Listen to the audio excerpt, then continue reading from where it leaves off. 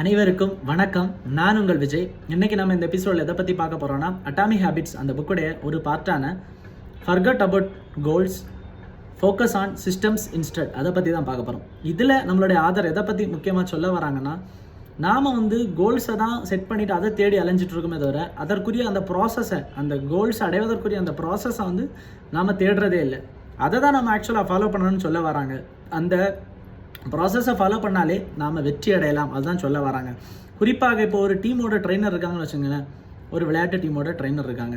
அப்போ அவங்க ப்ராப்பராக கோலை செட் பண்ணிடுவாங்க. பட் என்னெல்லாம் தேவை, நல்ல திடகாத்திரமான விளையாட்டு வீரர்கள் தேவை, நல்ல ஆரோக்கியமான, அவங்களுக்கு என்னெல்லாம் ஃபுட்டு சாப்பிடணும், எப்படியெல்லாம் ஓய்வெடுக்கணும், இந்த மாதிரி பயிற்சிகள் எல்லாம் கொடுக்கணும். டே பை டே, ஈச் டே எப்படியெல்லாம் அவங்கள இம்ப்ரூவ்மெண்ட் பண்ணலாம், அந்த ப்ராசஸ் ப்ராப்பராக பண்ணிகிட்டு இருந்தால் அவங்க கண்டிப்பாக நல்ல விளையாட்டில் நல்ல முறையில் வருவாங்க, மிகப்பெரிய ஒரு வெற்றி அடைவாங்க. அதுதான் சொல்ல வரார் ஆதர்.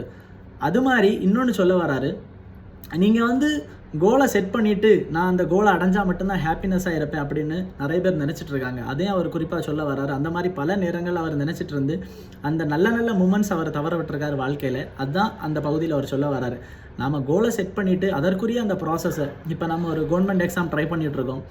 அப்போ அதுக்கு என்ன பண்ணணும், ப்ராப்பராக அந்த சிலபஸை எடுத்து சிலபஸில் உள்ள ஒவ்வொரு சாப்டரையும் நம்ம ப்ராப்பராக கவர் பண்ணணும், திரும்ப திரும்ப ரிவைஸ் பண்ணிகிட்டு இருக்கணும், கண்டினியூஸாக அதை படிச்சுட்டு இருக்கணும். கண்டினியூஸாக படிக்க தான் அது நமக்கு ஃபுல்லாக இதாகும், என்ன மனதில் பதிஞ்சிருக்கும்.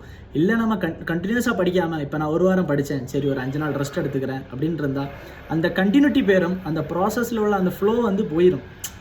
கண்டினியூஸாக படிச்சுட்டு இருந்தால், தொடர்ச்சியாக படிச்சுட்டு இருந்தால் மட்டும்தான் நாம் ரொம்ப அந்த ப்ராசஸ் கரெக்டாக இருக்கும். நாம் எக்ஸாம் நல்லா பண்ணலாம். இல்லை நம்ம ரிவைஸே பண்ணலை, கண்டினியூஸாக சும்மா படிச்சுட்டு இருக்கோம், ஏதோ ஒரு சாப்டரில் சும்மா அதை ஃபாலோ பண்ணிகிட்டு இருக்கோம் அப்படின்னா நம்ம எக்ஸாம் நல்லா பண்ண முடியாது, நம்ம அந்த ப்ராசஸில் வெற்றி அடைய முடியாது. அதான் சொல்ல வராரு.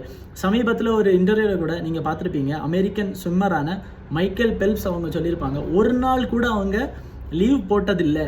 இப்போ அவங்களுக்கு காய்ச்சல் வந்தாலும் உடம்பு முடியாமல் போனால் கூட அந்த ஸ்விம்மிங் பயிற்சி, நீச்சல் பயிற்சியில் ஒரு நாள் கூட அவங்க லீவ் எடுத்தது கிடையாது. கண்டினியூஸாக பயிற்சி பண்ணிகிட்டு இருக்காங்க. அதுதான் அவருடைய வெற்றிக்கு அடையாளம்.